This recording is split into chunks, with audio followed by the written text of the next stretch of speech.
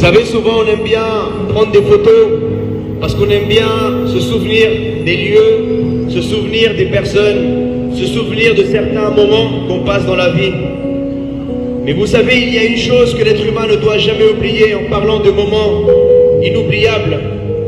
C'est le jour où Dieu a tant aimé l'humanité qu'il a envoyé un sauveur, Jésus-Christ, afin que tout celui qui croit en lui ne périsse pas en enfer loin de Dieu, mais puisse avoir la vie éternelle au royaume des cieux dans le paradis.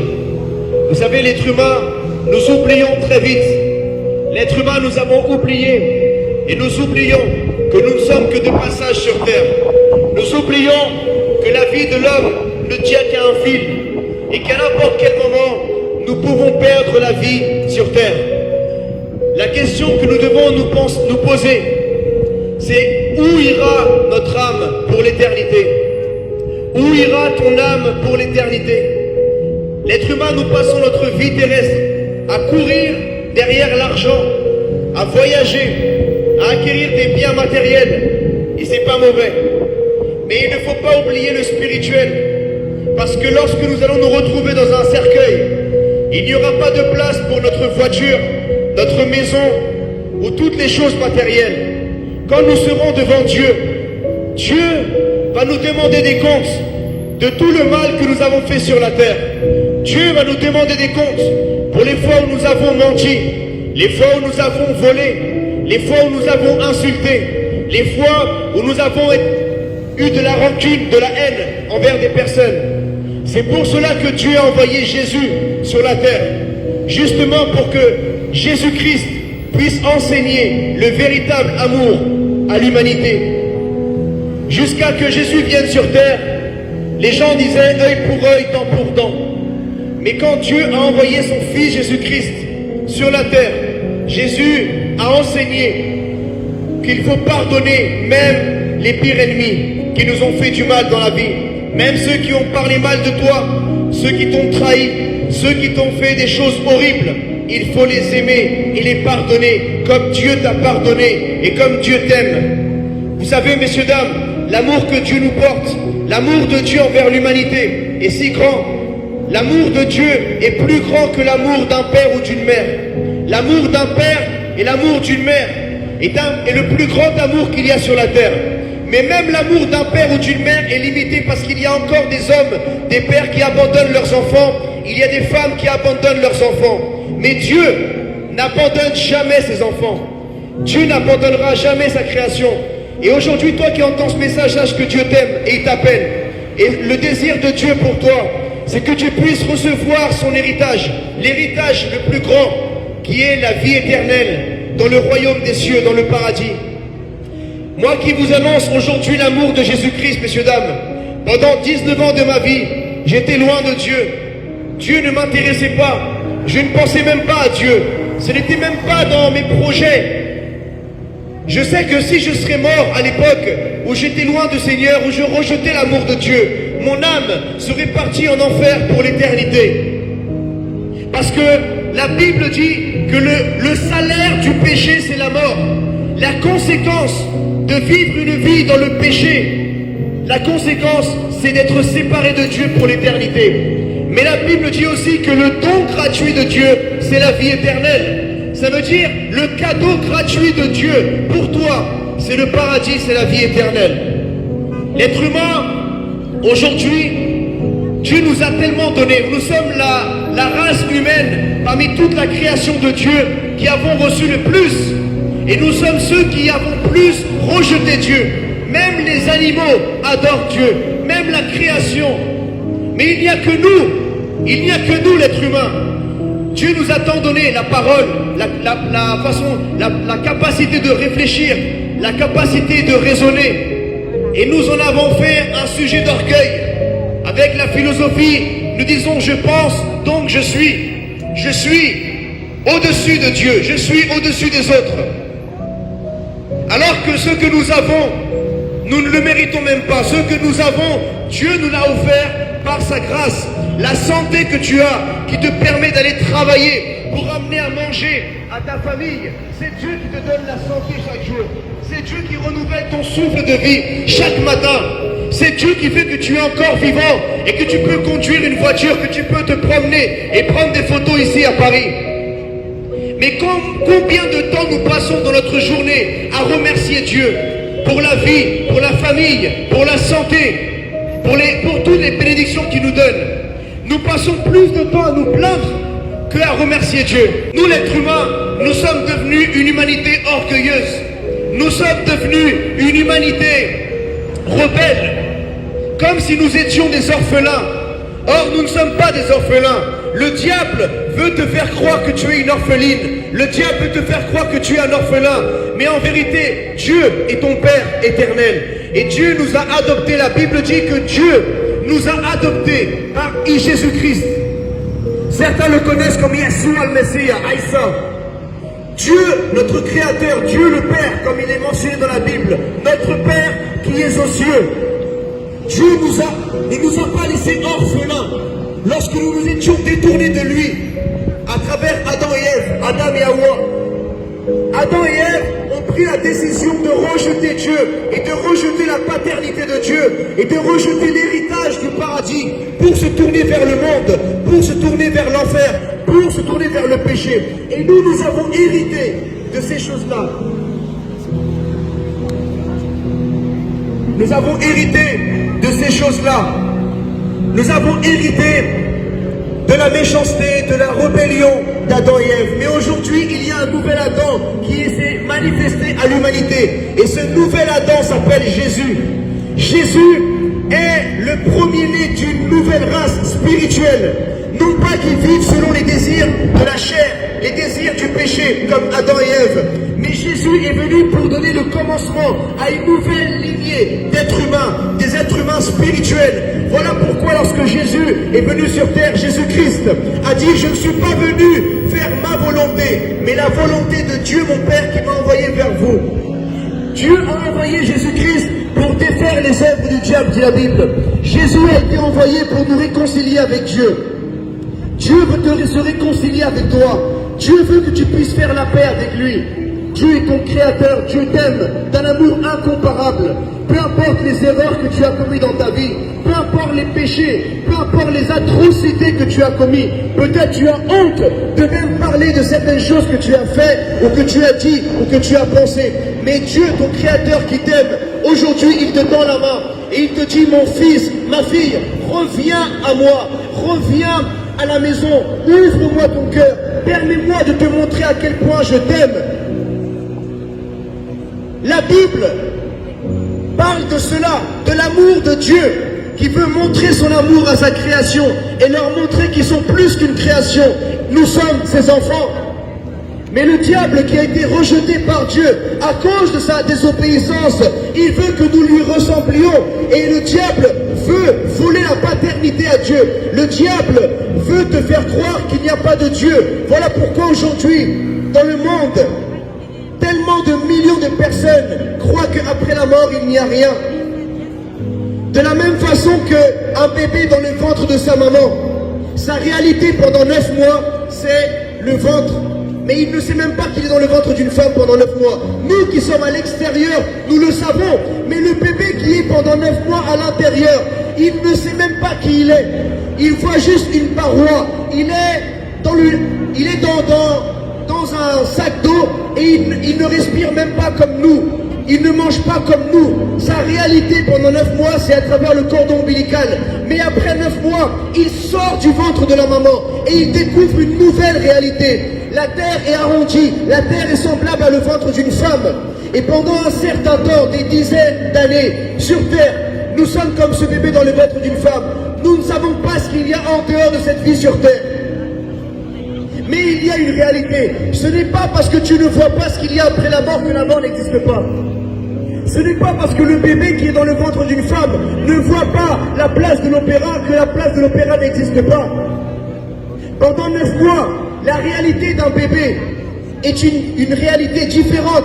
Il ne sait même pas parler. Il ne sait même pas que les couleurs existent, que les montagnes existent. Il ne sait même pas que les animaux existent. Mais quand il sort du ventre de sa mère, qui est arrondie comme la terre, c'est la même métaphore que lorsque l'âme sort du corps. Lorsque ton âme sortira de ton corps, ton âme spirituelle et ton corps retournera à la poussière. Et c'est dans cette réalité spirituelle que Dieu veut que tu passes ton éternité au ciel, au royaume des cieux. Parce que la Bible dit que celui qui accepte Jésus-Christ dans son cœur accepte la vie éternelle. Mais celui qui rejette Jésus-Christ rejette la vie éternelle. Et la colère de Dieu demeure sur lui. Peut-être tu dis, waouh, comment tu dis que Dieu, la colère de Dieu? Oui, messieurs, dames, parce que Dieu est amour, mais Dieu aussi est juste. Et la Bible dit que les meurtriers ne rentreront pas dans le royaume des cieux. Les menteurs ne rentreront pas dans le royaume des cieux. Moi-même, j'étais un menteur.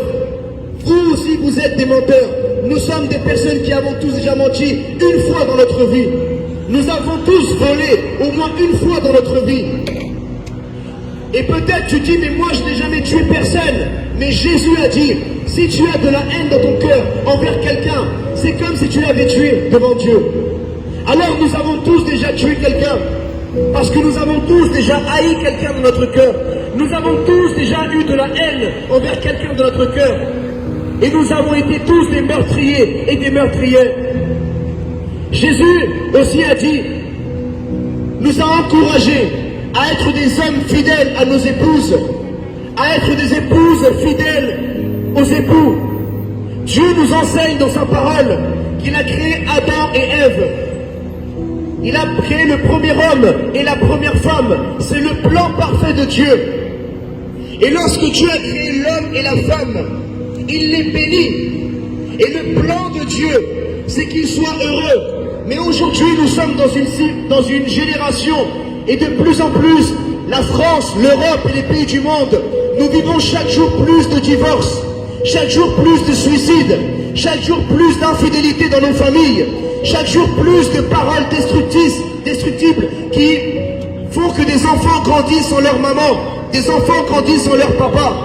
Et vous savez à quel point c'est important la famille, parce qu'une nation, un pays, est constitué de plusieurs familles.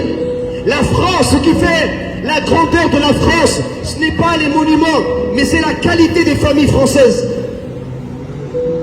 Quelle est la qualité de nos familles en France? C'est ça qui fait la qualité de la France.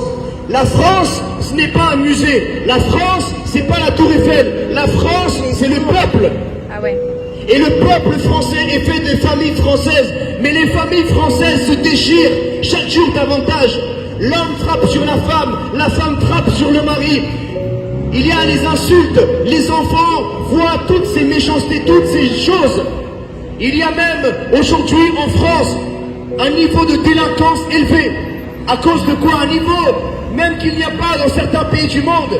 À cause de quoi? Que notre jeunesse, nous ne sommes pas en train de leur éduquer avec les bonnes valeurs de la vie.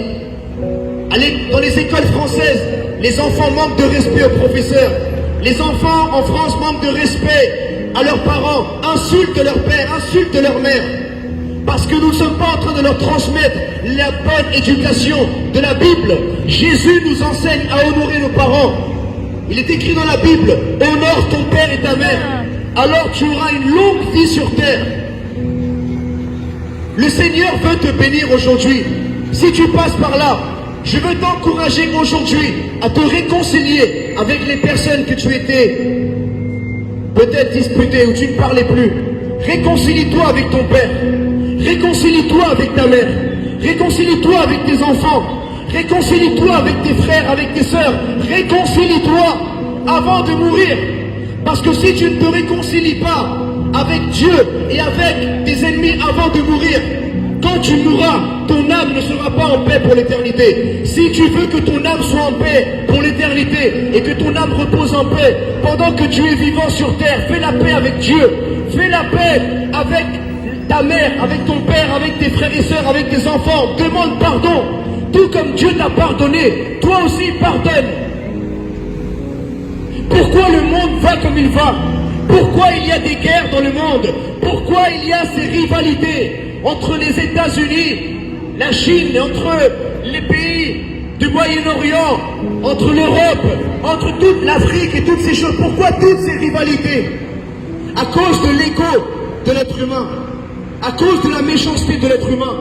Parce que l'être humain, lorsqu'il a tourné son dos à Dieu, lorsque l'être humain a tourné son dos à l'amour de Dieu, l'être humain s'est tourné vers la guerre, l'être humain s'est tourné vers les perversions sexuelles, l'être humain s'est tourné vers la drogue, vers l'alcool, vers les cigarettes, vers toutes ces choses qui nuisent à notre vie. L'être humain, aujourd'hui, par amour à l'argent, l'être humain est prêt à tuer des gens. On est prêt à tuer des êtres humains pour prendre les ressources naturelles d'un pays. Qu'est-ce que nous sommes devenus? Qu'est-ce que tu es devenu, mon frère? Qu'est-ce que tu es devenu, ma sœur? Qu'est-ce que je suis devenu? Nous nous sommes éloignés de l'amour parfait de Dieu. Nous nous sommes éloignés de nos valeurs. Nous nous sommes éloignés de nos principes. La Bible dit, celui qui pardonne, je le pardonne. Mais celui qui ne pardonne pas, je ne le pardonnerai pas. Jésus-Christ a dit, celui qui me confesse devant les hommes, je le confesserai devant Dieu. Mais celui qui me rejette devant les hommes, je ne le reconfesserai pas devant Dieu. Aujourd'hui, n'aie pas honte de ton Créateur. Sois fier de Dieu. Sois fier de l'amour de ton Créateur dans ta vie. S'il y a quelqu'un qui passe par là, et tu n'avais jamais entendu parler de Jésus-Christ, tu ne savais pas qui était Jésus-Christ, aujourd'hui, lis la Bible, télécharge l'application de la Bible sur ton smartphone, va sur YouTube et renseigne-toi, mets le film de Jésus, intéresse-toi à Jésus-Christ, car tu es en 2021 après Jésus-Christ. Tu es en 2021 après Jésus-Christ. Jésus a changé l'histoire de l'humanité. Et comme il a changé l'histoire de l'humanité, même la France, aujourd'hui les droits de l'homme que nous avons en France ont été copiés de la Bible. Tous les droits de l'homme viennent de la Bible. Si la France n'aurait jamais, dans un moment de son histoire, adopté la Bible dans son institution, la France ne serait pas la puissance mondiale qu'elle est. Mais aujourd'hui, la France a pris les valeurs chrétiennes, a pris des versets bibliques pour instaurer les droits de l'homme, et on a enlevé le mot Dieu et on a mis le mot République à la place. Le Seigneur aujourd'hui veut prendre la première place dans ton cœur car il t'aime. Un homme t'a trahi, une femme t'a trahi, Dieu ne te trahira jamais, Dieu ne t'abandonnera jamais, car la Bible dit que Dieu est fidèle et véritable. Dieu ne t'aime pas parce que tu mets du maquillage ou parce que tu as un costard cravate. Dieu t'aime parce que tu es sa fille, parce que tu es son garçon. Et peu importe l'âge que tu es, tu peux avoir 60 ans, tu peux avoir 40 ans, tu peux avoir 20 ans. Il n'est pas trop tard pour revenir à Dieu. Ouvre ton cœur à ton Créateur aujourd'hui.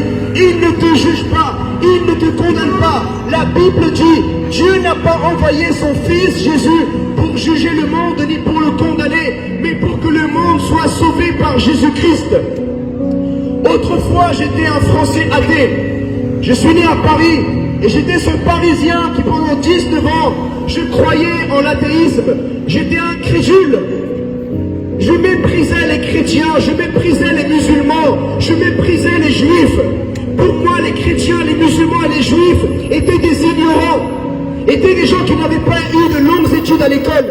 Parce que j'étais un orgueilleux comme des millions de Français. On est des orgueilleux. Alors à l'époque, les Français croyaient en Dieu, et quand la France croyait en Dieu, tout le monde devait croire en Dieu. Et parce que la France a décidé de ne plus croire en Dieu, les autres ne doivent plus croire en Dieu. C'est ça qui fait l'hypocrisie aujourd'hui d'une nation. N'oublie pas d'où tu viens, n'oublie pas qui tu es, n'oublie ta vie. Parce que la voiture dans laquelle tu roules, la moto dans laquelle tu roules, c'est Dieu qui t'a donné la santé pour pouvoir travailler et t'acheter ce véhicule. Reconnais, sois reconnaissant envers Dieu dans les moindres petites choses. La femme, l'épouse que tu as, l'époux que tu as, que tu viens prendre des photos ici à Opéra, c'est Dieu qui t'a donné la santé pour venir prendre des photos avec tes potes ici à Opéra. Et si Dieu veut t'enlever la vie, il te l'enlève aujourd'hui. Mais la question c'est où ira ton âme après la mort? Il n'y a que deux solutions. Soit il n'y a rien après la mort, soit il y a une éternité avec Dieu et loin de Dieu. Alors si après la mort il n'y a pas de Dieu et il n'y a rien, alors fais ce que tu veux. Vis comme tu veux. Mais s'il y a un créateur après la mort, et il y a réellement une justice divine, alors pendant toute ta vie terrestre, tu n'auras fait que courir derrière le vent. Parce que tout ce que tu as amassé sur terre, dans ton cercueil, tes mains seront vides. Tes mains seront vides. Dans ton cercueil, il n'y aura pas de place pour ton appartement que tu as acheté au bled, ou la maison que tu as achetée ici, ou bien la voiture que tu as ici. Tu es venu seul, tu repartiras seul, mon ami.